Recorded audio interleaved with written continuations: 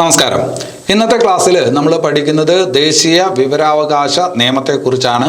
നമുക്കറിയാവുന്ന കാര്യമാണ്, 2005 ദേശീയ വിവരാവകാശ നിയമത്തിൻ്റെ അടിസ്ഥാനത്തിലാണ് ദേശീയ തലത്തിൽ ഒരു വിവരാവകാശ കമ്മീഷനും സംസ്ഥാന തലത്തിൽ മറ്റ് വിവരാവകാശ കമ്മീഷനുകളുമൊക്കെ ഉണ്ടായത്. അപ്പോൾ ആ ഭാഗത്തു നിന്ന് എപ്പോഴും പരീക്ഷയ്ക്ക് സ്ഥിരമായിട്ട് ചോദ്യവും ഉള്ളതാണ്. നന്നായിട്ട് തന്നെ ഈ ഭാഗം പഠിച്ചെടുക്കാനായിട്ട് നമുക്ക് ശ്രമിക്കാം. ഇതിനു മുമ്പുള്ള ക്ലാസ്സുകൾ നിങ്ങൾ കണ്ടിട്ടുണ്ടാവുമെന്ന് കരുതുന്നു. കണ്ടിട്ടില്ലെങ്കിൽ അതുകൂടി കാണുക. അതുപോലെ ആസ്ഥ അക്കാഡമിയുടെ ഓൺലൈൻ കോഴ്സുകളിൽ പങ്കെടുക്കുന്നതിനും മറ്റ് സേവനങ്ങൾക്കുമായി ആസ്ഥ അക്കാഡമി കേരള എന്ന ഞങ്ങളുടെ ലേണിംഗ് ആപ്പ് ഡൗൺലോഡ് ചെയ്യുക. അതുപോലെ ടെലഗ്രാം ചാനൽ കൂടി അംഗമാവുക. ഞാൻ അജിത് സുമേരു. ഏവർക്കും ആസ്ഥ അക്കാഡമിയിലേക്ക് സ്വാഗതം.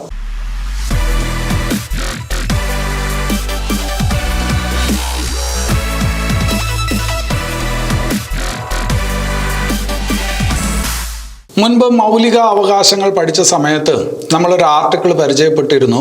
ആർട്ടിക്കിൾ 19.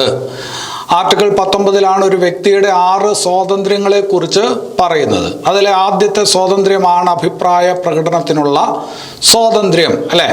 വളരെ കൃത്യമായിട്ട് പറഞ്ഞാൽ 19(1)(a) എന്ന് പറയുന്ന വകുപ്പിൽ ഒരു വ്യക്തിയുടെ 6 സ്വാതന്ത്ര്യങ്ങളിൽ ആദ്യം പറയുന്ന സ്വാതന്ത്ര്യമാണ് അഭിപ്രായ പ്രകടനത്തിനുള്ള സ്വാതന്ത്ര്യം. എന്ന് പറഞ്ഞാൽ, ഞാനിപ്പോൾ ഒരു അഭിപ്രായം പറയുന്നു, നിങ്ങൾ കേൾക്കുന്നു, അറിയുന്നു. നിങ്ങളൊരു അഭിപ്രായം പറയുന്നു, ഞാൻ കേൾക്കുന്നു, അറിയുന്നു, അല്ലേ? അപ്പോൾ അഭിപ്രായ പ്രകടനത്തിനുള്ള സ്വാതന്ത്ര്യം എന്ന് പറയുമ്പോൾ അതിനകത്ത് പരോക്ഷമായിട്ട് വേറൊരു കാര്യം കൂടി ഉണ്ട്. എന്താണ്? അറിയാനുള്ള അവകാശം. അറിയാനുള്ള അവകാശം. ഇന്ന് നമ്മുടെ രാജ്യത്ത് ദേശീയ വിവരാവകാശ നിയമമുണ്ട്. അതിൻ്റെ അടിസ്ഥാനത്തിൽ ദേശീയ വിവരാവകാശ കമ്മീഷനൊക്കെ രൂപം കൊണ്ടിട്ടുണ്ട്, അല്ലേ? അതിന് കാരണമായിട്ടുള്ള, പ്രത്യക്ഷത്തിലല്ല പരോക്ഷമായിട്ട് അതിന് കാരണമായിട്ടുള്ള ഭരണഘടനാ വകുപ്പ് ഏത് എന്ന് ചോദിച്ചാൽ നമ്മൾ മുമ്പും പഠിച്ചിട്ടുള്ളതാണ് 19(1)(a). ഇത് പറയുമ്പോൾ നിങ്ങളൊരു കാര്യം മനസ്സിലാക്കിക്കോണം. വിവരാവകാശ നിയമത്തെക്കുറിച്ചോ വിവരാവകാശ കമ്മീഷനെ കുറിച്ചോ ഭരണഘടനയിൽ പറഞ്ഞിട്ടില്ല. അതുകൊണ്ട് തന്നെ വിവരാവകാശ കമ്മീഷൻ എന്ന് പറയുന്നത് ഒരു ഭരണഘടനാ സ്ഥാപനമല്ല എന്നുകൂടി തിരിച്ചറിഞ്ഞ് വയ്ക്കണം. നമ്മുടെ രാജ്യത്ത് വിവരാവകാശ നിയമം വരുന്നത് ഏത് വർഷമാണ്? 2005 ജൂൺ 15 അല്ലേ? വിവരാവകാശ നിയമം ഇന്ത്യയിൽ പാസ്സാക്കുന്നത് 2005 ജൂൺ 15 അതിൻ്റെ അടിസ്ഥാനത്തിലാണ് 2005 ഒക്ടോബർ 12 ദേശീയ വിവരാവകാശ കമ്മീഷൻ സ്ഥാപിക്കപ്പെട്ടത്. അപ്പോൾ ദേശീയ വിവരാവകാശ കമ്മീഷൻ നിലവിൽ വന്നത് എന്നാണെന്ന് ചോദിച്ചാൽ 2005 ഒക്ടോബർ 12 2005 ജൂൺ 15 കേന്ദ്ര വിവരാവകാശ നിയമപ്രകാരം, അല്ലെ? വേറൊരു കാര്യം കൂടിയുണ്ട്. ദേശീയ വിവരാവകാശ നിയമം പൂർണ്ണമായും പ്രാബല്യത്തിൽ വന്നത് എപ്പോഴാണ് എന്ന് ചോദിച്ചാൽ 2005 ഒക്ടോബർ 12 ഞാൻ അവിടെ പറഞ്ഞ ഒരു വാചകമുണ്ട്. പൂർണ്ണമായും പ്രാബല്യത്തിൽ വന്നത് എപ്പോഴാണ് എന്ന് ചോദിച്ചാൽ 2005 ഒക്ടോബർ 12 അതായത് വിവരാവകാശ കമ്മീഷൻ നിലവിൽ വരുമ്പോഴാണ്. അതെന്താ അങ്ങനെ പറഞ്ഞതെന്ന് ചോദിച്ചാൽ 2005 ജൂൺ 15 ഈ നിയമം പാസ്സാക്കുമ്പോൾ, വിവരാവകാശ നിയമം പാസ്സാക്കുമ്പോൾ അതിലെ ചില വകുപ്പുകളൊക്കെ ആ ദിവസം തന്നെ നിലവിൽ വന്നിരുന്നു. പക്ഷേ ദേശീയ വിവരാവകാശ കമ്മീഷനൊക്കെ വരുന്നത് 2005 ഒക്ടോബർ 12 ആ സമയത്താണ് മറ്റ് വകുപ്പുകൾ ഫലവത്താകുന്നത്. അതുകൊണ്ട് ദേശീയ വിവരാവകാശ നിയമം പൂർണ്ണമായും പ്രാബല്യത്തിൽ വന്നത് എപ്പോഴും ചോദിച്ചാൽ 2005 ഒക്ടോബർ 12 ഇനി അത് കഴിഞ്ഞിട്ട് നമുക്കറിയാവുന്ന കാര്യമാണ്, വിവരാവകാശ നിയമം പാസ്സാക്കിയ എത്രാമത്തെ രാജ്യമാണ് ഇന്ത്യ? എത്രാമത്തെ രാജ്യമാണ്? 55ാമത്തെ രാജ്യമാണ്. എത്രാമത്തെ? 55ാമത്തെ രാജ്യമാണ് ഇന്ത്യ. ഇത് പാസ്സാക്കിയ, വിവരാവകാശ നിയമം പാസ്സാക്കിയ ലോകത്തിലെ ആദ്യത്തെ രാജ്യം ഏതാണ് എന്ന് ചോദിച്ചാൽ നിങ്ങൾക്കറിയാം, അത് സ്വീഡനാണ്, അല്ലെ? വിവരാവകാശ നിയമം പാസ്സാക്കിയ ലോകത്തിലെ ആദ്യത്തെ രാജ്യം സ്വീഡനാണ്. നമ്മൾ നേരത്തെ പഠിച്ചിട്ടുണ്ട്. ഓംബുഡ്സ്മാൻ സംവിധാനം ആദ്യം വന്നതും സ്വീഡനിലാണ്. ഓംബുഡ്സ്മാൻ, അവിടെ നിന്നാണ് ഓംബുഡ്സ്മാൻ എന്ന് പറയുന്ന ആശയം നമ്മൾ കടം കൊണ്ടിരിക്കുന്നതെന്നും പഠിച്ചിട്ടുണ്ട്, അല്ലേ? തദ്ദേശ സ്വയംഭരണ സ്ഥാപനങ്ങളിലെ അഴിമതി അന്വേഷിക്കുന്നതിന് വേണ്ടിയിട്ടുള്ള സംവിധാനമാണ് ഓംബുഡ്സ്മാൻ എന്ന് നമുക്കറിയാം. അതാദ്യം വരുന്നത് സ്വീഡനിലാണ്. അതേ സ്വീഡനിൽ തന്നെയാണ് വിവരാവകാശ നിയമം ആദ്യം പാസ്സാക്കപ്പെടുന്നത് ലോകത്ത് തന്നെ. അപ്പം അതൊന്ന് ഓർത്ത് വയ്ക്കണം. ഇനി അത് കഴിഞ്ഞിട്ട് ദേശീയ വിവരാവകാശ നിയമം പാസ്സാക്കിയത് 2005 എന്ന് പറയുമ്പോൾ ഒന്നാം മൻമോഹൻ സർക്കാരിൻ്റെ കാലത്ത് UPA ഗവൺമെൻറ്റിൻ്റെ കാലത്താണ് 2005 ജൂൺ 15 വിവരാവകാശ നിയമം പാസ്സാക്കപ്പെടുന്നത്. ഇനി അതുപോലെ അവിടെ അറിഞ്ഞു വെക്കേണ്ടത് ഇന്ത്യയിലെ വിവരാവകാശ നിയമം, നിലവിലുള്ള വിവരാവകാശ നിയമത്തിൻ്റെ മുൻഗാമി അല്ലെങ്കിൽ അതിൻ്റെ പൂർവികൻ എന്നറിയപ്പെടുന്ന നിയമം ഏത് എന്ന് ചോദിച്ചാൽ freedom of information act 2002 freedom of information act 2002 വിവരാവകാശവുമായി ബന്ധപ്പെട്ട്, അറിയാനുള്ള അവകാശവുമായി ബന്ധപ്പെട്ട് ഇന്ത്യയിൽ ഉണ്ടാകുന്ന ആദ്യത്തെ നിയമം, സുപ്രധാന നിയമം അതാണ് ഫ്രീഡം ഓഫ് ഇൻഫർമേഷൻ ആക്ട് 2002. ആ സമയത്ത് AB വാജ്പേയി ആണ് ഇന്ത്യയുടെ പ്രധാനമന്ത്രിയായിരുന്നത്. പാർലമെന്റ് പാസ്സാക്കിയ നിയമമാണ്, പക്ഷെ അത് ഇംപ്ലിമെന്റ് ചെയ്യപ്പെട്ടിട്ടില്ല. Freedom of information act implement ചെയ്യപ്പെട്ടിട്ടില്ല, പക്ഷെ ആ പാർലമെന്റ് പാസ്സാക്കിയ നിയമമാണ് വിവരാവകാശ നിയമത്തിന്റെ മുൻഗാമി അല്ലെങ്കിൽ പൂർവികൻ എന്ന് അറിയപ്പെടുന്നത്. ഇനി നമുക്കറിയാം, ഇന്ത്യയിൽ അറിയാനുള്ള അവകാശം, വിവരാവകാശത്തിന് വേണ്ടിയിട്ട് പോരാട്ടം നടത്തിയ, ഒരുപാട് പ്രക്ഷോഭങ്ങളൊക്കെ സംഘടിപ്പിച്ച ഒരു സംഘടനയാണ് ഏത്? മസ്ദൂർ കിസാൻ ശക്തി സംഘടൻ. മസ്ദൂർ കിസാൻ ശക്തി സംഘടൻ എത്രയോ പരീക്ഷയ്ക്ക് ചോദിച്ച ചോദ്യമാണ്. രാജസ്ഥാൻ കേന്ദ്രമാക്കി പ്രവർത്തിക്കുന്ന ഒരു സംഘടനയാണ് മസ്ദൂർ കിസാൻ ശക്തി സംഘടൻ.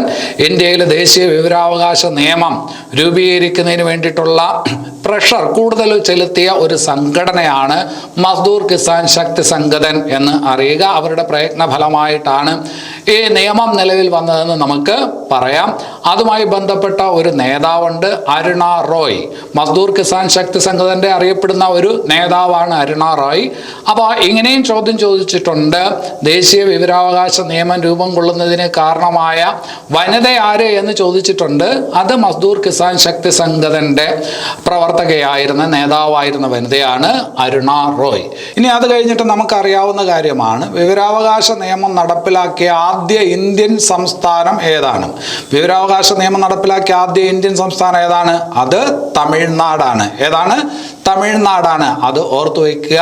ഇനി അത് കഴിഞ്ഞിട്ട് കേന്ദ്ര വിവരാവകാശ കമ്മീഷൻ, അല്ലെ? കേന്ദ്രത്തിലും വിവരാവകാശ കമ്മീഷനുണ്ട്, സംസ്ഥാനങ്ങളിലും വിവരാവകാശ കമ്മീഷനുണ്ട്. കേന്ദ്ര വിവരാവകാശ കമ്മീഷന്റെ ആസ്ഥാനം എവിടെയാണ് എന്ന് ചോദിച്ചാൽ CIC ഭവൻ. അതിന്റെ അഡ്രസ്സാണ് CIC ഭവൻ, ബാബ ഗംഗാനാഥ് മാർഗ്, ന്യൂഡൽഹി. CIC ഭവൻ, ബാബ ഗംഗാനാഥ് മാർഗ്, ന്യൂഡൽഹി. നേരത്തെ അതിന്റെ ഓഫീസിന്റെ അഡ്രസ്സ് അങ്ങനെ ആയിരുന്നില്ല, അത് ഓഗസ്റ്റ് ക്രാന്തി ഭവൻ എന്നായിരുന്നു. ഓഗസ്റ്റ് ക്രാന്തി ഭവൻ, ന്യൂഡൽഹി എന്നായിരുന്നു. ഇപ്പോൾ പുതിയ ഓഫീസാണ് CIC ഭവൻ. CIC ഭവൻ എന്ന് പറഞ്ഞാൽ എന്താണ്? Central information commission. Central information commission ചുരുക്കി പറഞ്ഞാണ് CIC ഭവൻ, ബാബ ഗംഗാനാഥ് മാർഗ്, ന്യൂഡൽഹി. അപ്പൊ അത്രയും കാര്യങ്ങൾ ആദ്യം മനസ്സിലാക്കുക. ഇനി അത് കഴിഞ്ഞിട്ട് വേറൊരു ഭാഗത്തോട്ട് വരാം. ഇന്നത്തെ വിവരാവകാശ നിയമത്തിൽ 2005 പാർലമെന്റ് പാസ്സാക്കിയ ആ വിവരാവകാശ നിയമത്തിൽ ആകെ എത്ര സെക്ഷൻ ഉണ്ട്? വകുപ്പ് എന്നുള്ളതല്ല, നമ്മൾ ഇങ്ങനെയാണ് പറയുന്നത്, സെക്ഷൻ. എത്ര സെക്ഷൻ ഉണ്ട് എന്ന് ചോദിച്ചാൽ 31 സെക്ഷൻ ഉണ്ട്. 31 സെക്ഷൻ ഉണ്ട്, 6 ചാപ്റ്റർ, 6 അധ്യായങ്ങളുണ്ട്, 2 ഷെഡ്യൂൾ ഉണ്ട്. അപ്പോൾ 2005 ദേശീയ വിവരാവകാശ നിയമത്തിൽ ആകെ എത്ര സെക്ഷൻ ഉണ്ട് എന്ന് ചോദിച്ചാൽ 31 സെക്ഷനാണ്. എത്ര അധ്യായങ്ങൾ? 6 അധ്യായങ്ങൾ. എത്ര പട്ടിക? എത്ര ഷെഡ്യൂൾ? 2 പട്ടിക. നേരത്തെ നമ്മൾ മനുഷ്യാവകാശ നിയമം പഠിച്ചല്ലോ. മനുഷ്യാവകാശ നിയമത്തിൽ 43 സെക്ഷനാണുള്ളത്. മൊത്തം 43 സെക്ഷൻ ഉണ്ട്, 8 ചാപ്റ്റർ ഉണ്ട്. മനുഷ്യാവകാശ നിയമത്തിൽ 8 ചാപ്റ്റർ ഉണ്ട്, മനുഷ്യാവകാശ നിയമത്തിൽ പട്ടികയില്ല. അപ്പോൾ 8 ചാപ്റ്ററും 43 സെക്ഷനുമാണ് ദേശീയ മനുഷ്യാവകാശ നിയമത്തിലുള്ളതെങ്കിൽ ഇവിടെ ഇപ്പോൾ ദേശീയ വിവരാവകാശ നിയമത്തിൽ 31 സെക്ഷൻ, 2 പട്ടിക, 6 ചാപ്റ്റർ ഉണ്ട്. ചിലപ്പോൾ നിങ്ങൾക്കൊരു സംശയം വരും, സാർ 30 സെക്ഷൻ അല്ലേ എന്ന് നിങ്ങൾക്ക് സംശയം വരും. ഇല്ല, 31 സെക്ഷനുമുണ്ട്. 31ാമത്തെ സെക്ഷനിൽ, അതായത് അവസാനത്തെ സെക്ഷനിലാണ് പറയുന്നത് freedom of information act 2002 hereby repealed എന്ന് പറയുന്നത് ഏത് സെക്ഷനിലാണ്? 31ാമത്തെ സെക്ഷനിലാണ്. അപ്പോൾ 31 സെക്ഷൻ ഉണ്ട് എന്നുള്ളത് അറിയുക. ഇനി അത് കഴിഞ്ഞിട്ട് വേറൊരു പ്രധാനപ്പെട്ട കാര്യം, ദേശീയ വിവരാവകാശ കമ്മീഷനെ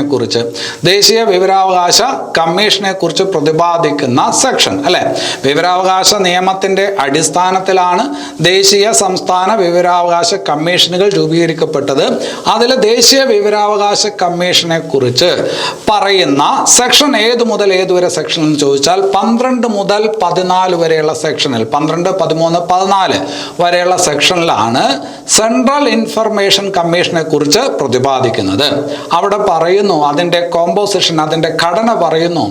സെൻട്രൽ ഇൻഫർമേഷൻ കമ്മീഷനിൽ, കേന്ദ്ര വിവരാവകാശ കമ്മീഷനിൽ ഒരു അധ്യക്ഷൻ എന്ന് പറയുമ്പോൾ മുഖ്യ വിവരാവകാശ കമ്മീഷണർ, ചീഫ് ഇൻഫർമേഷൻ കമ്മീഷണർ, ഒരു മുഖ്യ വിവരാവകാശ കമ്മീഷണറും 10 വിവരാവകാശ കമ്മീഷണറും ഉണ്ടായിരിക്കും.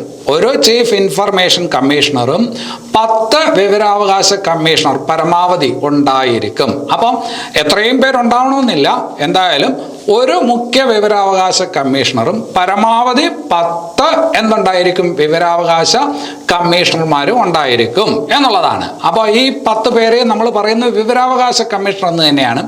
ആദ്യത്തെ ആൾ, അധ്യക്ഷനെ മുഖ്യ വിവരാവകാശ കമ്മീഷൻ എന്ന് പറയും. അപ്പോൾ വിവരാവകാശ കമ്മീഷൻ എവിടുത്തെ കാര്യമാണ്? കേന്ദ്ര വിവരാവകാശ കമ്മീഷനിൽ ആകെ അംഗസംഖ്യ എത്ര വരെ ആകാം?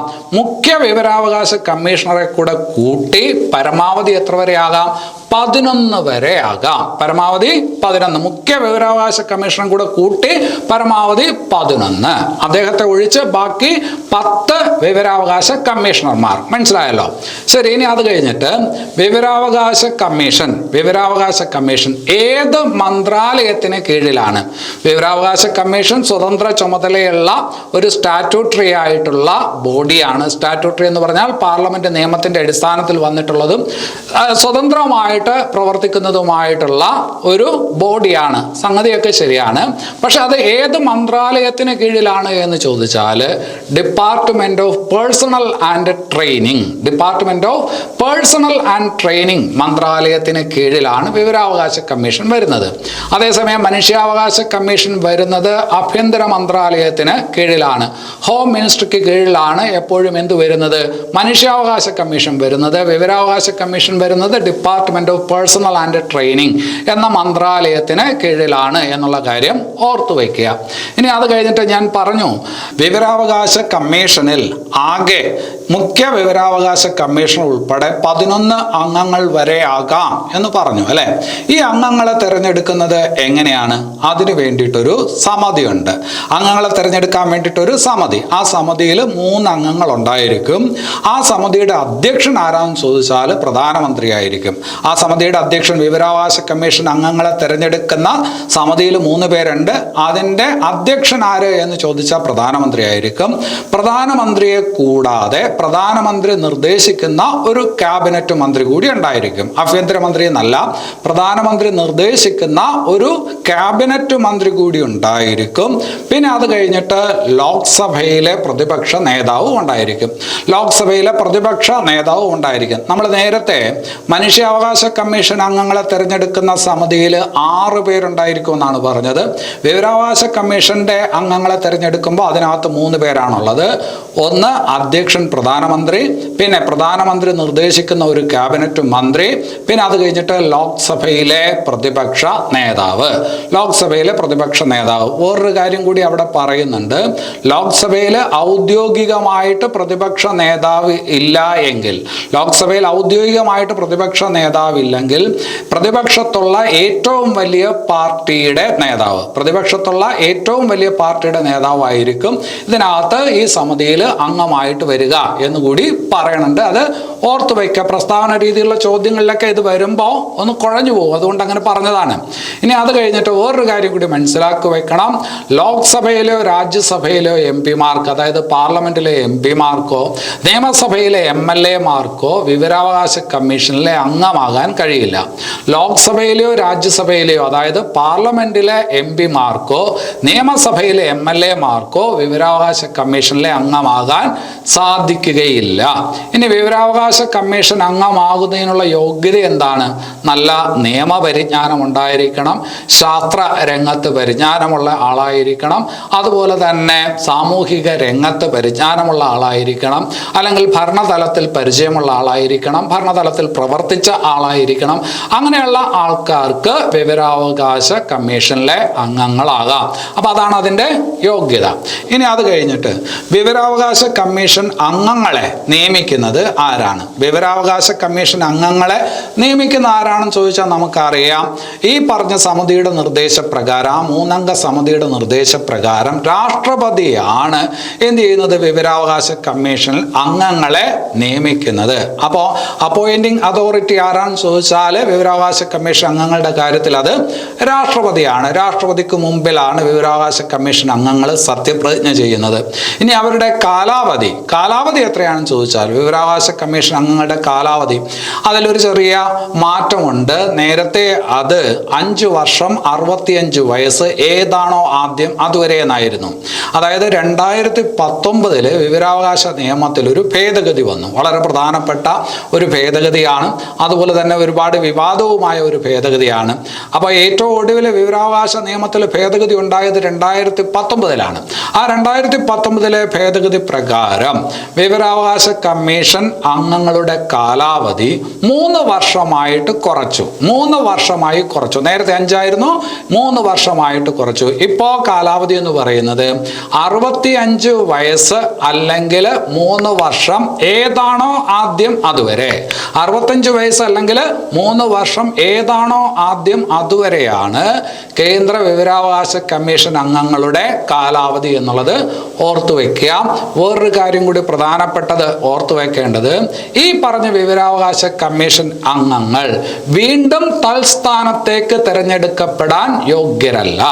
ഈ കേന്ദ്ര വിവരാവകാശ കമ്മീഷനിലെ അംഗങ്ങൾ വീണ്ടും തൽസ്ഥാനത്ത് തിരഞ്ഞെടുക്കപ്പെടാൻ യോഗ്യരല്ല. ഇപ്പോൾ വിവരാവകാശ കമ്മീഷണർ ആയിരിക്കുന്ന ഒരാൾ, നേരത്തെ പറഞ്ഞ ആ 10 പേര് വിവരാവകാശ കമ്മീഷണർ ആയിരിക്കുന്ന ഒരാൾക്ക് വേണമെങ്കിൽ മുഖ്യ വിവരാവകാശ കമ്മീഷണറായിട്ട് മാറാനായിട്ട് പറ്റും, അല്ലെങ്കിൽ സംസ്ഥാനത്തെ മുഖ്യ വിവരാവകാശ കമ്മീഷണറായിട്ട് നിയമിക്കപ്പെടാനൊക്കെയുള്ള യോഗ്യതയുണ്ട്. പക്ഷേ തൽസ്ഥാനത്ത് വീണ്ടും നിയമിക്കപ്പെടാനുള്ള യോഗ്യത ഇല്ല എന്നുള്ള കാര്യം മനസ്സിലാക്കിക്കോണം. മനുഷ്യാവകാശ കമ്മീഷൻ അംഗങ്ങളുടെ കാര്യത്തിൽ അത് അങ്ങനെയല്ല. ഇനി അത് കഴിഞ്ഞിട്ട് വേറൊരു കാര്യം, വിവരാവകാശ കമ്മീഷനിലെ അംഗങ്ങൾക്ക് ഇതിൻ്റെ കാലാവധിക്ക് ശേഷം, അവരുടെ കാലാവധിക്ക് ശേഷം കേന്ദ്ര സർക്കാരിലോ സംസ്ഥാന സർക്കാരിലോ വേറെ ഏതെങ്കിലും പദവികൾ വഹിക്കുന്നതിന് ബുദ്ധിമുട്ടില്ല. ഇവരുടെ കാലാവധിക്ക് ശേഷം കേന്ദ്ര സംസ്ഥാന സർവീസുകളിൽ മറ്റേതെങ്കിലും പദവികളിൽ പ്രവേശിക്കുന്നതിന് എന്തില്ല, തടസ്സമില്ല എന്നുകൂടി അറിയുക. ഇനി അത് കഴിഞ്ഞിട്ട് വിവരാവകാശ കമ്മീഷൻ അംഗങ്ങൾ ആർക്ക് തത്തുല്യരാണ് എന്നൊരു ചോദ്യം നിങ്ങൾ പ്രതീക്ഷിക്കണം. വിവരാവകാശ കമ്മീഷനിലെ അംഗങ്ങൾ താഴെ തന്നിരിക്കുന്നതിൽ ആർക്ക് തത്തുല്യരാണ് എന്നുള്ള ഒരു ചോദ്യം പ്രതീക്ഷിക്കണം. കാരണം 2019 വിവരാവകാശ നിയമത്തിലെ ഒരു ഭേദഗതി അത് വളരെ പ്രധാനപ്പെട്ടതായതുകൊണ്ടാണ് അങ്ങനെ പറഞ്ഞത്. മുമ്പ് നമ്മൾ ഈ പറഞ്ഞ മുഖ്യ വിവരാവകാശ കമ്മീഷണർ, കേന്ദ്രത്തിലെ മുഖ്യ വിവരാവകാശ കമ്മീഷണർ കേന്ദ്ര ഇലക്ഷൻ കമ്മീഷണർക്ക് തത്തുല്യമായിരുന്നു. കേന്ദ്ര ഇലക്ഷൻ കമ്മീഷൻ എന്ന് പറയുമ്പോൾ സെൻട്രൽ ചീഫ് ഇലക്ഷൻ കമ്മീഷണർക്ക് തത്തുല്യനായിരുന്നു. അതായത് സെൻട്രൽ ചീഫ് ഇൻഫർമേഷൻ കമ്മീഷണർ നേരത്തെ ഏതിന് തത്തുല്യനായിരുന്നു? സെൻട്രൽ ചീഫ് ഇലക്ഷൻ കമ്മീഷണർക്ക് തത്തുല്യനായിരുന്നു. പക്ഷേ പുതിയ ഭേദഗതി പ്രകാരം അതിൽ മാറ്റം വരുത്തി. എന്ന് പറയുമ്പോൾ ഇപ്പോൾ അദ്ദേഹത്തിൻ്റെ ശമ്പളമൊക്കെ വെട്ടിക്കുറച്ചിട്ടുണ്ട്. 2.5 ലക്ഷമാണ് ഇപ്പോൾ ആരുടെ ശമ്പളം? മുഖ്യ വിവരാവകാശ കമ്മീഷണർ ശമ്പളം. കേന്ദ്രത്തിലെ മുഖ്യ വിവരാവകാശ കമ്മീഷണർ ശമ്പളം എന്ന് പറയുന്നത് 2.5 ലക്ഷമാണ്. 2.5 ലക്ഷം എന്ന് പറഞ്ഞാൽ കേന്ദ്ര ക്യാബിനറ്റ് സെക്രട്ടറിയുടെ റാങ്കാണ്. കേന്ദ്ര ക്യാബിനറ്റ് സെക്രട്ടറിയുടെ റാങ്കാണ്. അപ്പോൾ ഇപ്പോൾ മുഖ്യ വിവരാവകാശ കമ്മീഷണർ, കേന്ദ്രത്തിലെ മുഖ്യ വിവരാവകാശ കമ്മീഷണർ ഏത് തസ്തികയ്ക്ക് തുല്യമാണെന്ന് ചോദിച്ചാൽ പഴയതുപോലെ ചീഫ് ഇലക്ഷൻ കമ്മീഷണറുടെ തസ്തികയ്ക്ക് തുല്യമല്ല. മറിച്ച് ഏതിന് തുല്യമാണ്? ക്യാബിനറ്റ്, കേന്ദ്ര ക്യാബിനറ്റ് സെക്രട്ടറിയുടെ റാങ്കിന് മാത്രം തുല്യനാണ്. ഒരു ബ്യൂറോക്രാറ്റിന്റെ ലെവലിലോട്ട് ഇവരുടെ ഈ പറഞ്ഞ സ്റ്റാറ്റസിനെ താഴ്ത്തിയിട്ടുണ്ട് 2019 ഭേദഗതി പ്രകാരം. ഇനി അത് കഴിഞ്ഞിട്ട് ഞാൻ പറഞ്ഞു മറ്റ് കമ്മീഷണർമാർ, മറ്റ് 10 കമ്മീഷണർമാർ അല്ലെ, കേന്ദ്ര വിവരാവകാശ കമ്മീഷണർമാർ 10 പേർ. അവര് നേരത്തെ ആർക്ക് തത്തുല്യനായിരുന്നു എന്ന് ചോദിച്ചാൽ നമുക്കറിയാം ചീഫ് ഇലക്ഷൻ കമ്മീഷണർ ഉണ്ട്, അതിനു പുറമെ 2 പേർ ഇലക്ഷൻ കമ്മീഷണർമാരായിട്ടുണ്ട്. കേന്ദ്രത്തിൽ തന്നെ ഇലക്ഷൻ കമ്മീഷണർമാരായിട്ടുണ്ട്. ചീഫ് ഇലക്ഷൻ കമ്മീഷണർ അല്ലാതെ മറ്റു 2 കമ്മീഷണർമാരുണ്ട് അല്ലെ. ആ കമ്മീഷണർമാർക്ക് തത്തുല്യരായിരുന്നു ആര്? ഈ പറഞ്ഞ 10 മറ്റ് വിവരാവകാശ കമ്മീഷണർമാരും. അതിലും എന്ത് വരുത്തി? താഴ്ത്തി. ആ പറഞ്ഞ പദവിയിൽ നിന്നും അവരെ താഴ്ത്തിയിട്ടുണ്ട്. ഇപ്പൊ അവരുടെ ശമ്പളം എന്ന് പറയുന്നത് 2,25,000 രൂപയാണ്. അതായത് നമ്മൾ പറഞ്ഞല്ലോ, കേന്ദ്ര വിവരാവകാശ കമ്മീഷനിൽ മറ്റ് 10 വിവരാവകാശ കമ്മീഷണറുടെ ശമ്പളം എന്ന് പറയുന്നത് 2.25 ലക്ഷം രൂപയാണ്. അപ്പൊ അവരുടെ സ്റ്റാറ്റസ് എന്ന് പറയുന്നത് ഇപ്പോൾ കേന്ദ്ര സർവീസിൽ 2.25 ലക്ഷം രൂപ ശമ്പളം വാങ്ങിക്കുന്ന ഒരു ബ്യൂറോക്രാറ്റ്, ഒരു ഉദ്യോഗസ്ഥൻ, ആ ഉദ്യോഗസ്ഥന്റെ തലത്തിൽ മാത്രമാണ് ആര് വരുന്നത്? മറ്റ് കേന്ദ്ര വിവരാവകാശ കമ്മീഷൻ വരുന്നത് എന്നുള്ളത് ശ്രദ്ധിക്കുക. 2019 ഭേദഗതിയിൽ ഒരു പ്രധാനപ്പെട്ട കാര്യം അതാണ്.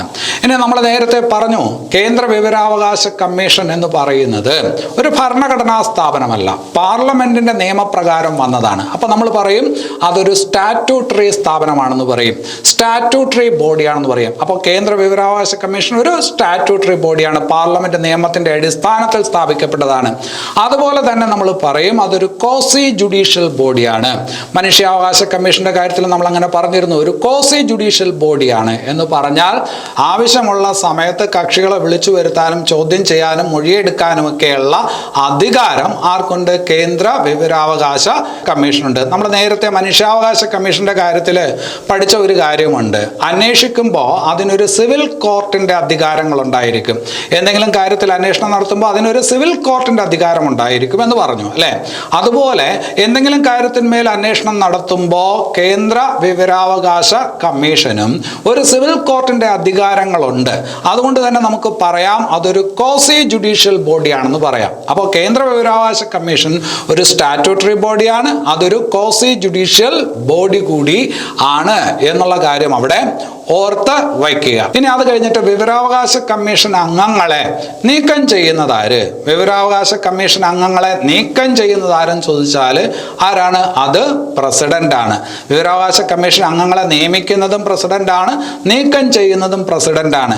നീക്കം ചെയ്യുന്നതിന് പ്രത്യേകിച്ച് കാരണങ്ങളുണ്ടായിരിക്കും. പെരുമാറ്റ ദൂഷ്യത്തിന്റെ അടിസ്ഥാനത്തിൽ, ഇൻഎഫിഷ്യൻസി കാര്യപ്രാപ്തി ഇല്ലായ്മയുടെ അടിസ്ഥാനത്തിൽ, മാനസികമായോ ശാരീരികമായോ ആ ജോലി നിർവഹിക്കാൻ പറ്റുന്ന സാഹചര്യത്തിൽ അല്ല എങ്കിൽ, ഏതെങ്കിലും പരാതികളുടെ അടിസ്ഥാനത്തിലുള്ള അന്വേഷണത്തിൽ അത് ശരിയാണെന്ന് ബോധ്യപ്പെട്ടാൽ, സുപ്രീം കോടതിയുടെ നിരീക്ഷണ പ്രകാരം ബോധ്യപ്പെട്ടാൽ ആ സ്ഥാനത്ത് നിന്ന് ആരെ മാറ്റാം? ഈ പറഞ്ഞ വിവരാവകാശ കമ്മീഷൻ അംഗങ്ങളെ മാറ്റാം. അങ്ങനെ മാറ്റാനുള്ള അധികാരം ആർക്കാണ്? പ്രസിഡന്റിനാണ്. ഇനി വേറൊരു കാര്യം കൂടി, വിവരാവകാശ കമ്മീഷൻ അംഗങ്ങൾ സത്യപ്രതിജ്ഞ ചെയ്യുന്നതും പ്രസിഡന്റിന്റെ മുമ്പിലാണ്. അതുപോലെ തന്നെ വേറൊരു കാര്യം മനസ്സിലാക്കിക്കോണം, വിവരാവകാശ കമ്മീഷൻ അംഗങ്ങൾ രാജിക്കത്ത് നൽകുന്നതും ആർക്കാണ്? പ്രസിഡന്റിനാണ് എന്നുള്ള കാര്യം അവിടെ മനസ്സിലാക്കിക്കോണം. രാജിക്കത്ത് നൽകുന്നതും പ്രസിഡന്റിനാണ്. ഇനി വേറൊരു കാര്യം കൂടി അവിടെ മനസ്സിലാക്കാനുള്ളത്, വിവരാവകാശ കമ്മീഷൻ, കേന്ദ്ര വിവരാവകാശ കമ്മീഷൻ അവരുടെ വാർഷിക റിപ്പോർട്ട്, അവരുടെ പ്രവർത്തനങ്ങളുമായി ബന്ധപ്പെട്ട വാർഷിക റിപ്പോർട്ട് സമർപ്പിക്കുന്നത് ആർക്ക് എന്ന് ചോദിച്ചാൽ അത് കേന്ദ്ര ഗവൺമെന്റിനാണ്. കേന്ദ്ര വിവരാവകാശ കമ്മീഷൻ വാർഷിക റിപ്പോർട്ട് സമർപ്പിക്കുന്ന ആർക്കെന്ന് ചോദിച്ചാൽ കേന്ദ്ര ഗവൺമെന്റിനാണ് എന്ന് പറയണം. അപ്പോൾ വിവരാവകാശ കമ്മീഷൻ, കേന്ദ്ര വിവരാവകാശ കമ്മീഷൻ അംഗങ്ങളെ നിയമിക്കുന്നത് പ്രസിഡന്റാണ്, നീക്കം ചെയ്യുന്നത് പ്രസിഡന്റാണ്, സത്യപ്രതിജ്ഞ ചെയ്യുന്നത് പ്രസിഡന്റിന്റെ മുമ്പിലാണ്. എങ്ങനെ, ഏത് സാഹചര്യത്തിൽ നീക്കം ചെയ്യുന്നു? വാർഷിക റിപ്പോർട്ട് പ്രസിഡന്റിനല്ല കൊടുക്കുന്നത്, കേന്ദ്ര ഗവൺമെന്റിനാണ്. അപ്പൊ അത്രയും കാര്യങ്ങൾ അവിടെ മനസ്സിലാക്കുക. ഇനി അത് കഴിഞ്ഞിട്ട് വേറൊരു ഭാഗത്തോട്ട് വരാം. വിവരാവകാശ നിയമത്തില് 15, 16, 17 സെക്ഷൻ, വിവരാവകാശ നിയമത്തിലെ 15, 16, 17 സെക്ഷനിൽ പറയുന്നത് എന്തിനെ കുറിച്ചാണ് എന്ന് ചോദിച്ചാൽ സ്റ്റേറ്റ് ഇൻഫർമേഷൻ കമ്മീഷനെ കുറിച്ചാണ്, സംസ്ഥാനങ്ങളിലെ വിവരാവകാശ കമ്മീഷനെ കുറിച്ചാണ്. 12 മുതൽ 14 വരെയുള്ള സെക്ഷനിൽ നമ്മൾ നേരത്തെ മനസ്സിലാക്കിയതാണ്, അത് കേന്ദ്ര വിവരാവകാശ കമ്മീഷനെ കുറിച്ചാണ്. 15 മുതൽ 17 വരെയുള്ള സെക്ഷനിൽ പറയുന്നത് സ്റ്റേറ്റ് ഇൻഫർമേഷൻ കമ്മീഷനെ കുറിച്ചാണ്. കേരള സംസ്ഥാന വിവരാവകാശ കമ്മീഷൻ, കേരള സംസ്ഥാന വിവരാവകാശ കമ്മീഷൻ രൂപീകരിക്കപ്പെട്ടത് എന്നാണ് എന്ന് ചോദിച്ചാൽ 2005 ഡിസംബർ 19 ഡേറ്റുകൾ അങ്ങോട്ടും ഇങ്ങോട്ടും മാറിപ്പോകരുത്. ഇത് 2005 ഒക്ടോബർ 12 ആണ്, ഇത് 2005 December 19 state information, Kerala state information commission രൂപീകരിക്കപ്പെട്ടത്. ഇനി അത് കഴിഞ്ഞിട്ട് കഴിഞ്ഞിട്ട് ഇവിടുത്തെ കോമ്പോസിഷൻ സ്ട്രക്ചർ എങ്ങനെയാണ്? സംസ്ഥാന വിവരാവകാശ കമ്മീഷനിലെ അംഗങ്ങളുടെ എണ്ണം പരമാവധി എത്രയാകാം? അതായത് സംസ്ഥാനത്തെ മുഖ്യ വിവരാവകാശ കമ്മീഷണർ ഉൾപ്പെടെ 11 പേരാകാം. കേന്ദ്രത്തിലേതുപോലെ തന്നെയാണ് നമ്പർ 11 വരെ ആകാം. അപ്പോൾ ഒരു സംസ്ഥാനത്ത് ഒരു മുഖ്യ വിവരാവകാശ കമ്മീഷണർ, 10 വരെ മറ്റ് കമ്മീഷണർമാർ. അപ്പോൾ ആകെ അംഗങ്ങൾ എത്ര? 11 പേർ. മുഖ്യ വിവരാവകാശ കമ്മീഷണർ കൂടെ കൂട്ടിയാണ് 11 പേർ. ഇനി അത് കഴിഞ്ഞിട്ട് ഇവരെ തെരഞ്ഞെടുക്കുന്നതിന് കേന്ദ്രത്തിലുള്ളതുപോലെ തന്നെ സംസ്ഥാനത്തും ഒരു സമിതി ഉണ്ടായിരിക്കും. ആ സമിതിയുടെ അധ്യക്ഷൻ മുഖ്യമന്ത്രി ആയിരിക്കും. മുഖ്യമന്ത്രിയെ കൂടാതെ മുഖ്യമന്ത്രി നിർദ്ദേശിക്കുന്ന ഒരു മന്ത്രി കൂടി ഉണ്ടായിരിക്കും. പിന്നെ അത് കഴിഞ്ഞിട്ട് നിയമസഭയിലെ പ്രതിപക്ഷ നേതാവ്, അല്ലെ? അവിടെ പ്രധാനമന്ത്രിയുണ്ട്, പ്രധാനമന്ത്രി നിർദ്ദേശിക്കുന്ന മറ്റൊരു കേന്ദ്രമന്ത്രിയുണ്ട്, ലോക്സഭയിലെ പ്രതിപക്ഷ നേതാവുണ്ട്. സംസ്ഥാനത്ത് മുഖ്യമന്ത്രി അധ്യക്ഷനാണ്. അത് കഴിഞ്ഞിട്ട് മറ്റൊരു മന്ത്രി കൂടി ഉണ്ടാവും. പിന്നെ അത് കഴിഞ്ഞിട്ട് ആര് കൂടി ഉണ്ടാവും? നിയമസഭയിലെ പ്രതിപക്ഷ നേതാവ് കൂടി ഉണ്ടായിരിക്കും. ആര് അപ്പോയിന്റ് ചെയ്യുമെന്ന് ചോദിച്ചാൽ നിങ്ങൾക്ക് അറിയാം, ഗവർണറാണ് അപ്പോയിന്റ് ചെയ്യുന്നത്. ടേം എത്രയാണെന്ന് ചോദിച്ചാൽ മേളിൽ പറഞ്ഞതുപോലെയാണ് 65 വയസ്സ് അല്ലെങ്കിൽ 3 വർഷം. ഇതിൽ ഏതാണോ ആദ്യം വരുന്നത് അതാണ് സംസ്ഥാനത്തെ വിവരാവകാശ കമ്മീഷൻ അംഗങ്ങളുടെ കാലാവധി. 65 വയസ്സ് അല്ലെങ്കിൽ 3 വർഷം, ഇതിൽ ഏതാണ് ആദ്യം വരുന്നത് അത്. അപ്പോൾ ഗവർണറെ നിയമിക്കുന്നു 65 വയസ്സ് വരെ അല്ലെങ്കിൽ 3 വർഷം, ഏതാണോ അത്. ആ ഒരു ടേമിന്റെ അടിസ്ഥാനത്തിൽ ആര് നീക്കം ചെയ്യുന്നു? ഗവർണർ നീക്കം ചെയ്യുന്നു. അംഗങ്ങളെ നീക്കം ചെയ്യുന്നത് ഗവർണറാണ്. പ്രതിജ്ഞ എടുക്കുന്നത് ആരുടെ മുമ്പിലാണ്? ഗവർണറുടെ മുമ്പിലാണ്. റിപ്പോർട്ട് കൊടുക്കണമല്ലോ, ആ റിപ്പോർട്ട് ആർക്ക് കൊടുക്കും? അത് കൊടുക്കുന്നത് സംസ്ഥാനത്തെ മന്ത്രിസഭയ്ക്കാണ്. മറ്റത് കേന്ദ്ര മന്ത്രിസഭയ്ക്കാണ് കൊടുത്തത്. ഇവിടെ സംസ്ഥാന മന്ത്രിസഭയ്ക്കാണ് ആര് റിപ്പോർട്ട് കൊടുക്കുന്നത്? സംസ്ഥാനത്തെ വിവരാവകാശ കമ്മീഷൻ റിപ്പോർട്ട് കൊടുക്കുന്നത് എന്നുള്ളത് മനസ്സിലാക്കി വെക്കുക. ഇനി അത് കഴിഞ്ഞിട്ട് വേറൊരു ഭാഗത്തോട്ട് വരാം. സെക്ഷൻ 2H അറിഞ്ഞു വയ്ക്കണം, അറിയേണ്ട കാര്യമാണ്. വിവരാവകാശ നിയമത്തിലെ സെക്ഷൻ 2H അതിലൊരു കാര്യം വ്യക്തമായിട്ട് പറയുന്നുണ്ട്. എന്താണ് പബ്ലിക് അതോറിറ്റി?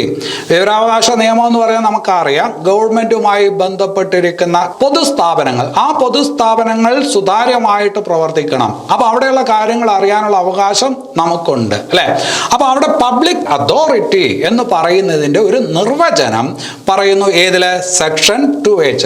അപ്പോൾ സെക്ഷൻ 2H പബ്ലിക് അതോറിറ്റി എന്താണെന്ന് വിവരാവകാശ നിയമത്തിൽ പ്രതിപാദിക്കുന്നത്. ഇപ്പൊ നമുക്കറിയാം, പബ്ലിക് അതോറിറ്റി എന്ന് പറയുമ്പോൾ ഗവൺമെന്റുമായി ബന്ധപ്പെട്ട എല്ലാ സ്ഥാപനങ്ങളും പബ്ലിക് അതോറിറ്റിയിൽ വരും. ഇപ്പൊ കേന്ദ്ര ഗവൺമെന്റ് പബ്ലിക് അതോറിറ്റിയുടെ ഭാഗമായി വരും. അതുമായി ബന്ധപ്പെട്ട സ്ഥാപനങ്ങൾ പബ്ലിക് അതോറിറ്റിയുടെ ഭാഗമായിട്ട് വരും. സംസ്ഥാനത്തെ ഗവൺമെന്റ് പബ്ലിക് അതോറിറ്റിയുടെ ഭാഗമായി വരും. അതിന്റെ ഭാഗമായിട്ടുള്ള എല്ലാ സ്ഥാപനങ്ങളും പബ്ലിക് അതോറിറ്റി പെടും. അതുപോലെ തന്നെ തദ്ദേശ സ്വയംഭരണ സ്ഥാപനങ്ങളും ഒക്കെ പബ്ലിക് അതോറിറ്റി എന്ന് പറയുന്ന നിർവചനത്തിന് കീഴിൽ വരും. വേറെ രീതിയിൽ പറഞ്ഞാൽ ഭരണഘടനാ സ്ഥാപനങ്ങൾ, ഭരണഘടനയിൽ പ്രതിപാദിക്കപ്പെടുന്ന എല്ലാ സ്ഥാപനങ്ങളും പബ്ലിക് അതോറിറ്റിയുടെ കീഴിൽ വരും. അതുപോലെ പാർലമെന്റ് നിയമപ്രകാരം ഉണ്ടാക്കിയിട്ടുള്ള എല്ലാ സ്ഥാപനങ്ങളും പബ്ലിക് അതോറിറ്റിയുടെ കീഴിൽ വരും. അതുപോലെ തന്നെ നിയമസഭകൾ ഏതെങ്കിലും നിയമം മൂലം ഉണ്ടാക്കിയിട്ടുള്ള സ്ഥാപനങ്ങളെല്ലാം പബ്ലിക് അതോറിറ്റിയിൽ വരും. ഇത് കൂടാതെ ഏതെങ്കിലും തരത്തിൽ ഗവൺമെന്റിനാൽ സംരക്ഷിക്കപ്പെടുന്ന, ഗവൺമെന്റിനാൽ ഫണ്ട് ചെയ്യപ്പെടുന്ന, ഗവൺമെന്റിനാൽ ഗ്രാൻഡ് ഒക്കെ കൊടുക്കപ്പെടുന്ന, സാമ്പത്തിക സഹായം ഉൾപ്പെടെയൊക്കെയുള്ള നേടുന്ന നോൺ ഗവൺമെന്റ് ഓർഗനൈസേഷൻ അഥവാ NGOസും ഏതിനകത്ത് വരും? പബ്ലിക് അതോറിറ്റിയിൽ വരും. NGOസ് പബ്ലിക് അതോറിറ്റിക്കകത്ത് വരുന്നു എന്ന് പറയുമ്പോൾ ഗവൺമെന്റിൽ നിന്ന് ഏതെങ്കിലും വിധത്തിലുള്ള സാമ്പത്തിക സഹായം സ്വീകരിക്കുന്ന NGOസ് മാത്രമേ പബ്ലിക് അതോറിറ്റിക്കകത്ത് വരൂ. ഗവൺമെന്റിന് സാമ്പത്തിക സഹായം ഒന്നും സ്വീകരിക്കാതെ മാറി നിൽക്കുന്ന ഒരു NGO ഒരിക്കലും പബ്ലിക് അതോറിറ്റിയിൽ വരത്തില്ല. അപ്പോൾ പബ്ലിക് അതോറിറ്റി എന്നുള്ളതിന്റെ നിർവചനം ശ്രദ്ധിച്ചു വെക്കുക. അത് ഏതിലാണ് പറയുന്നത്? സെക്ഷൻ 2H പറയുന്നത്. ഇനി അത് കഴിഞ്ഞിട്ട് ഈ പറഞ്ഞ കാര്യം പറയുമ്പോൾ ഈ പബ്ലിക് അതോറിറ്റിയൊക്കെ എന്ത് നൽകണം?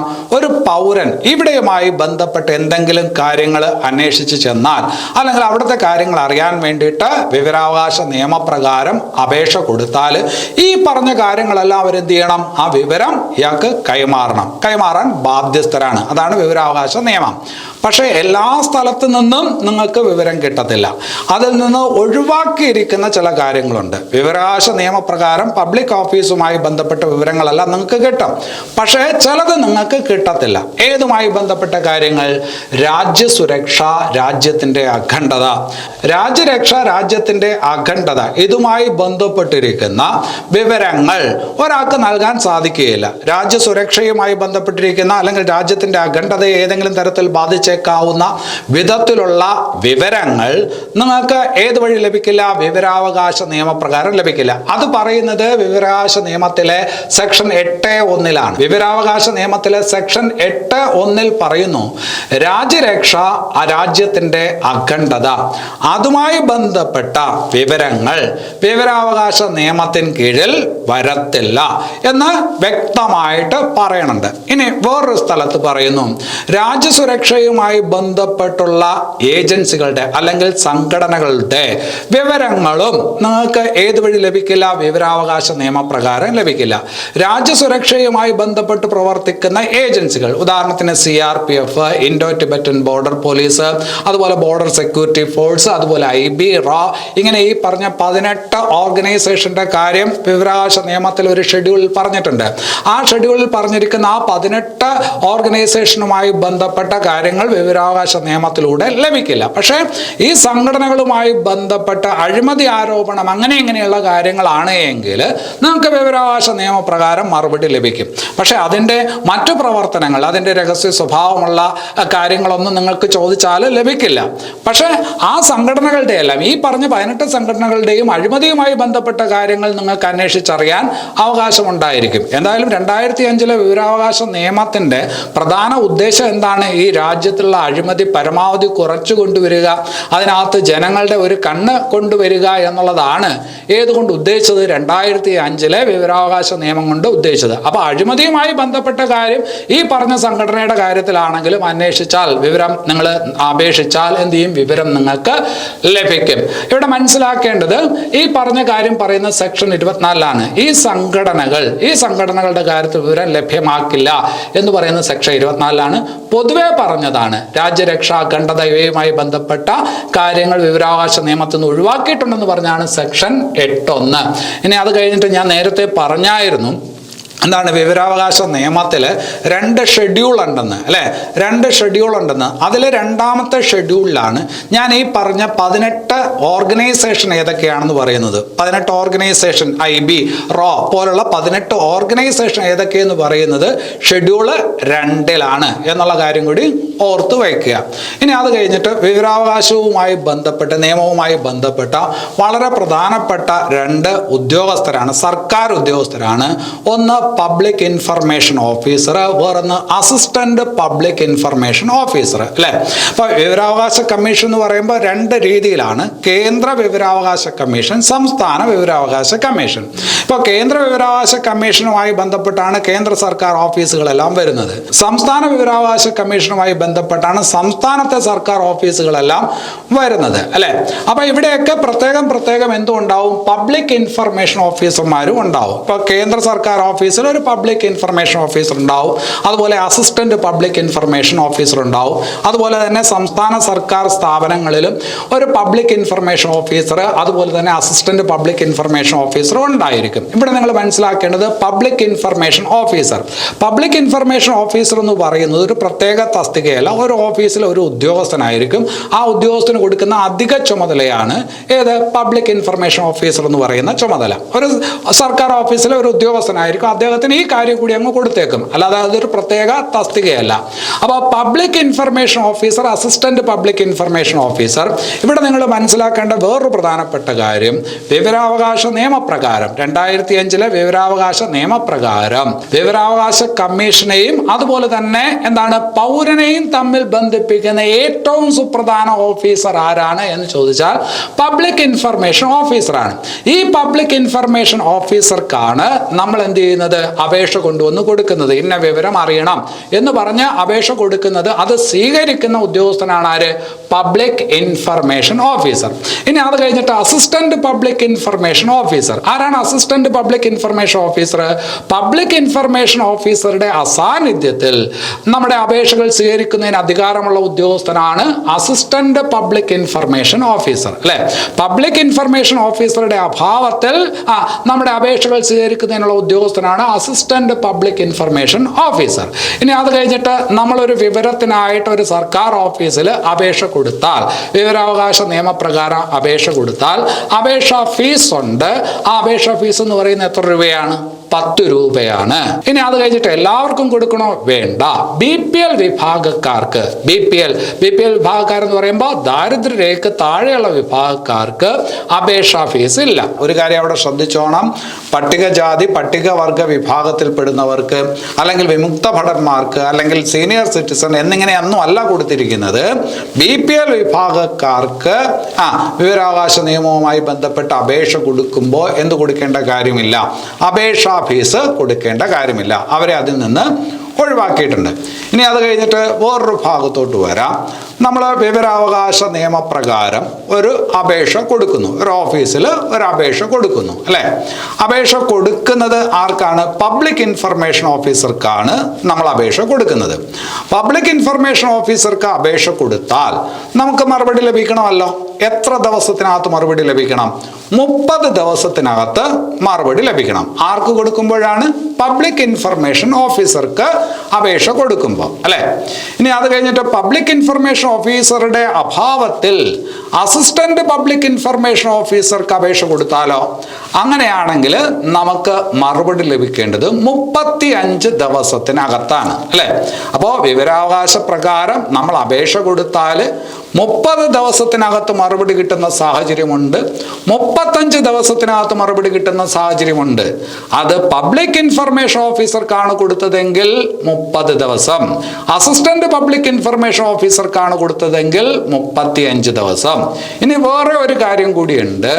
വളരെ അടിയന്തര പ്രാധാന്യമുള്ള ഒരു വിഷയത്തിന്മേലാണ് നമ്മൾ അപേക്ഷ കൊടുക്കുന്നത് എങ്കിൽ, വളരെ അടിയന്തര പ്രാധാന്യമുള്ള വിഷയം എന്ന് പറഞ്ഞാൽ ഒരു വ്യക്തിയുടെ ജീവനുമായി ബന്ധപ്പെട്ട, ഒരു വ്യക്തിയുടെ സ്വത്തുമായി ബന്ധപ്പെട്ട ഒരു കാര്യത്തിന്മേലാണ് അപേക്ഷ കൊടുക്കുന്നതെങ്കിൽ അതിൻ്റെ മറുപടി 48 മണിക്കൂറിനകത്ത് ലഭിക്കണം.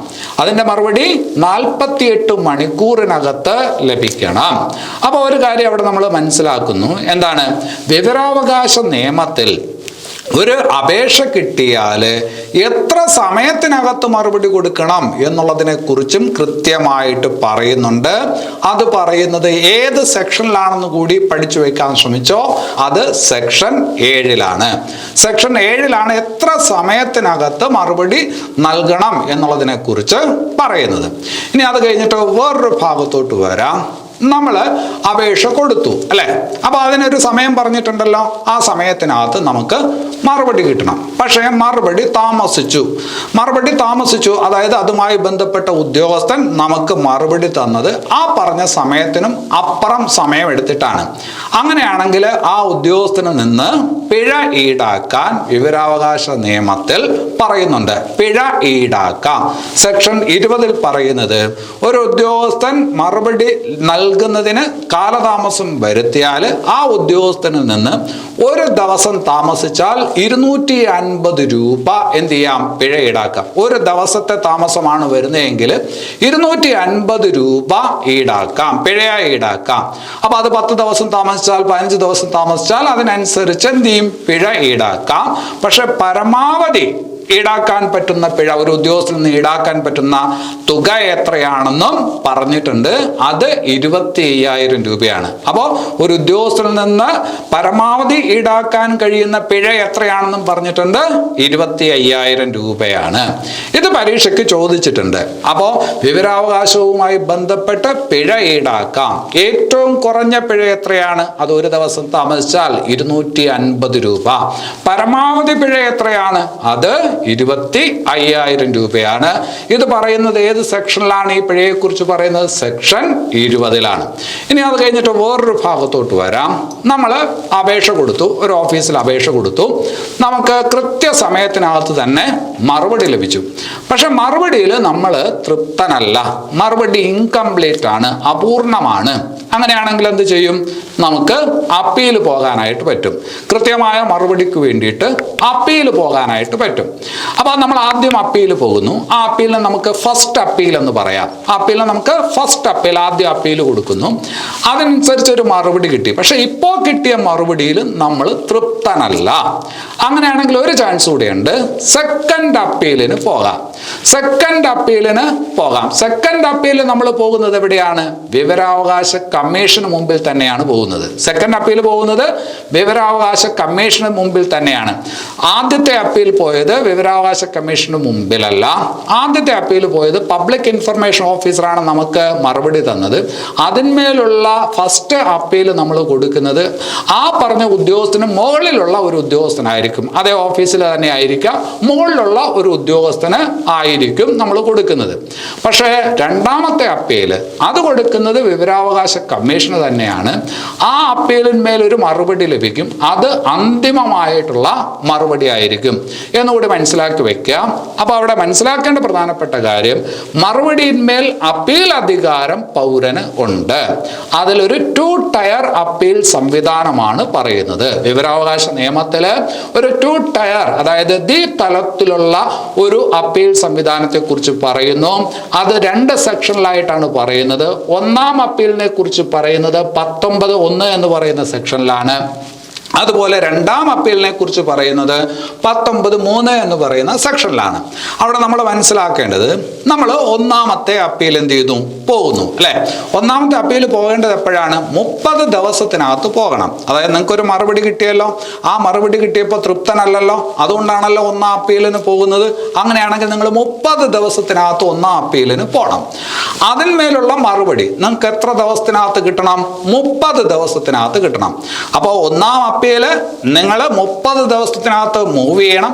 അതിന്മേലുള്ള മറുപടി നിങ്ങൾക്ക് 30 ദിവസത്തിനകത്ത് കിട്ടും. ഒഴിവാക്കാൻ പറ്റാത്ത ചില സാഹചര്യങ്ങളിൽ അത് 45 ദിവസം വരെ ആകാം.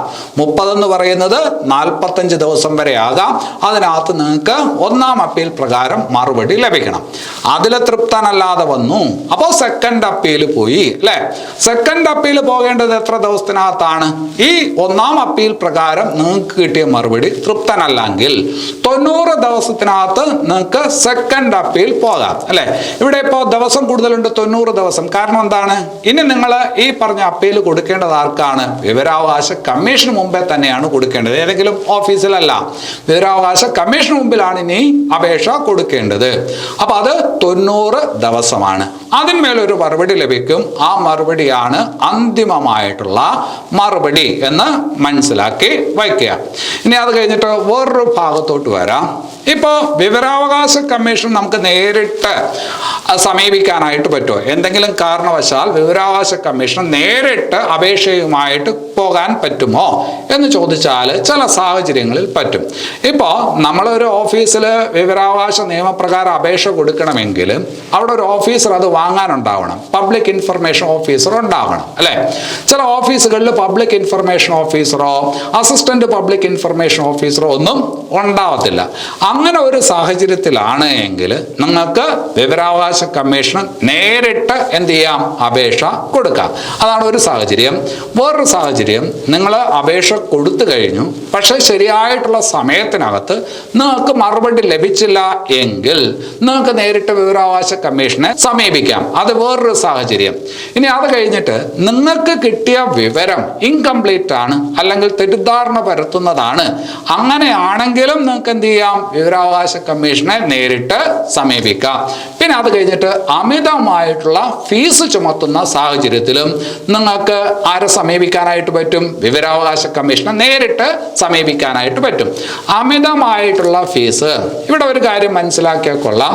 ഞാൻ പറഞ്ഞു, അപേക്ഷ നൽകുമ്പോൾ വിവരാവകാശ നിയമപ്രകാരം അപേക്ഷ നൽകുമ്പോൾ നിങ്ങൾ എത്ര രൂപ ഫീസാണ് കൊടുക്കേണ്ടത്? 10 രൂപ ഫീസാണ് കൊടുക്കേണ്ടത്. ആ ഫീസിന്റെ കാര്യമല്ല ഇവിടെ പറയുന്നത്. 10 രൂപ കൊടുത്ത് നിങ്ങൾ എന്ത് ചെയ്യുന്നു? ഈ പറഞ്ഞ അപേക്ഷ കൊടുക്കുന്നു. നിങ്ങൾക്ക് 50 പേജുകളുള്ള ഒരു റെക്കോർഡിന്റെ പകർപ്പാണ് വേണ്ടത്. അപ്പോൾ 50 പേജിന്റെ പകർപ്പെടുക്കുമ്പോൾ, ഫോട്ടോസ്റ്റാറ്റ് എടുക്കുമ്പോൾ അതിനൊരു ചിലവുണ്ട്. ആ ചിലവ് നിങ്ങൾ എന്ത് ചെയ്യണം? കൊടുക്കണം. ഇപ്പോൾ ഒരു ഓഫീസിനകത്തുള്ള ഡിജിറ്റൽ ഡാറ്റയാണ് നിങ്ങൾക്ക് വേണ്ടത്. ഒരു CD-യിലാക്കി അല്ലെങ്കിൽ ഒരു പെൻഡ്രൈവിലാക്കി വേണം നിങ്ങൾ വാങ്ങേണ്ടത്. അപ്പോൾ അത് CD-ക്കും പെൻഡ്രൈവിനും ഒക്കെയുള്ള ഫീസ് വേറെ ഉണ്ടാവും. അപ്പോൾ അത് വേറെയാണ്. അപേക്ഷാ ഫീസാണ് നേരത്തെ പറഞ്ഞ 10 രൂപ. ഇത് കഴിഞ്ഞിട്ട് നിങ്ങൾക്ക് കിട്ടുന്ന വിവരങ്ങൾ അത് ഏത് മീഡിയത്തിലൂടെയാണോ നിങ്ങൾക്ക് തരേണ്ടത്, ഫോട്ടോസ്റ്റാറ്റ് എടുത്താണോ അല്ലെങ്കിൽ വേറെ ഏതെങ്കിലും രീതിയിലാണോ തരുന്നതെങ്കിൽ അതിനനുസരിച്ചുള്ള ഒരു ഫീസ് നിങ്ങളിൽ നിന്ന് ഈടാക്കും. ഇങ്ങനെ ഈടാക്കുന്ന ഫീസ് എങ്ങനെ വളരെയധികം കൂടുതലാണ് എങ്കിലും നിങ്ങൾക്ക് ആരെ സമീപിക്കാനായിട്ട് പറ്റും? വിവരാവകാശ കമ്മീഷനെ നേരിട്ട് സമീപിക്കാനായിട്ട് പറ്റും. അപ്പോൾ ചോദ്യം ഇങ്ങനെ താഴെ തന്നിരിക്കുന്നത് ഏത് സാഹചര്യത്തിലാണ് വിവരാവകാശ കമ്മീഷനെ നേരിട്ട് സമീപിക്കാൻ ഒരാൾക്ക്, ഒരു പൗരന് കഴിയുന്നത് എന്ന് ചോദിച്ചാൽ അതിൻ്റെ ഉത്തരം ഇതിലേതെങ്കിലും ഒന്നായിരിക്കും.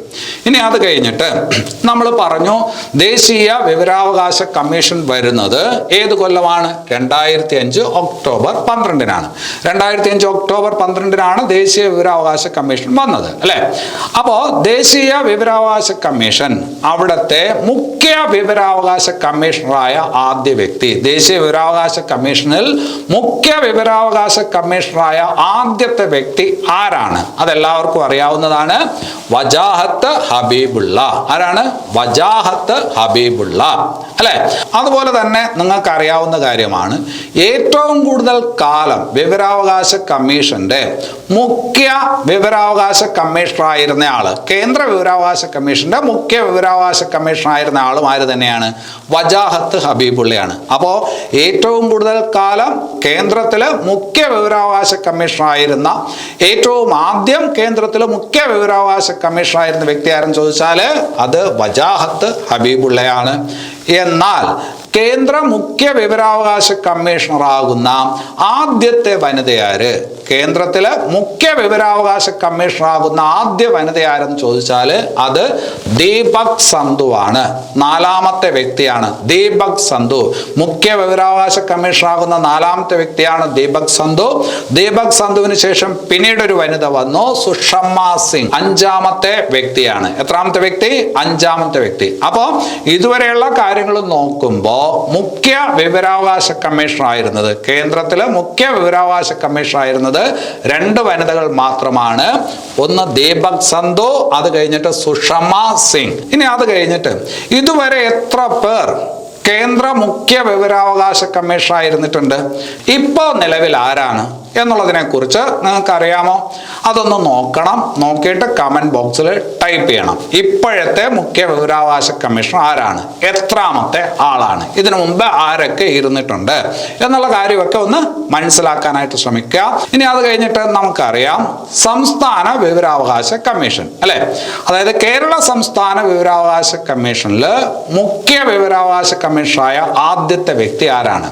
കേരള സംസ്ഥാന വിവരാവകാശ കമ്മീഷനിൽ മുഖ്യ വിവരാവകാശ കമ്മീഷണറായ ആദ്യത്തെ വ്യക്തി ആരാണ്? നിങ്ങൾക്ക് എല്ലാവർക്കും അറിയാം, പാലാട്ട് മോഹൻദാസ് ആണ്. ആരാണ്?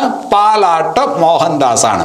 പാലാട്ട് മോഹൻദാസിന് ശേഷം ആരൊക്കെ കേരളത്തിലെ മുഖ്യ വിവരാവകാശ കമ്മീഷണർ ആയിട്ടുണ്ട്? ഇപ്പോ ആരാണ് കേരളത്തിലെ മുഖ്യ വിവരാവകാശ കമ്മീഷണർ? അറിയാമോ? അതുകൂടി കമന്റ് ബോക്സിൽ ടൈപ്പ് ചെയ്യാനായിട്ട് ശ്രമിക്കുക, അല്ലെങ്കിൽ കണ്ടെത്താൻ വേണ്ടിയിട്ട് ശ്രമിക്കുക. കമന്റ് ബോക്സ് നോക്കിയാൽ മതി, ഒരുപാട് പേര് കമന്റ് ചെയ്തിട്ടുണ്ടാവും. നിങ്ങൾക്ക് അറിഞ്ഞുണ്ടെങ്കിൽ അത് മനസ്സിലാക്കാനായിട്ട് പറ്റും. ഇനി അത് കഴിഞ്ഞിട്ട് വളരെ പ്രധാനപ്പെട്ട ഒരു കാര്യം, കേരള സംസ്ഥാന വിവരാവകാശ കമ്മീഷന്റെ ആസ്ഥാനം എവിടെയാണ് എന്ന് ചോദിച്ചാൽ അറിയാലോ, അത് തിരുവനന്തപുരത്താണ്. അപ്പോൾ വിവരാവകാശ നിയമവും വിവരാവകാശ കമ്മീഷനുമായി ബന്ധപ്പെട്ട് അത്യാവശ്യം അറിയേണ്ട കാര്യങ്ങളാണ് ഈ വീഡിയോയ്ക്കകത്ത് ഉൾക്കൊള്ളിച്ചിട്ടുള്ളത്.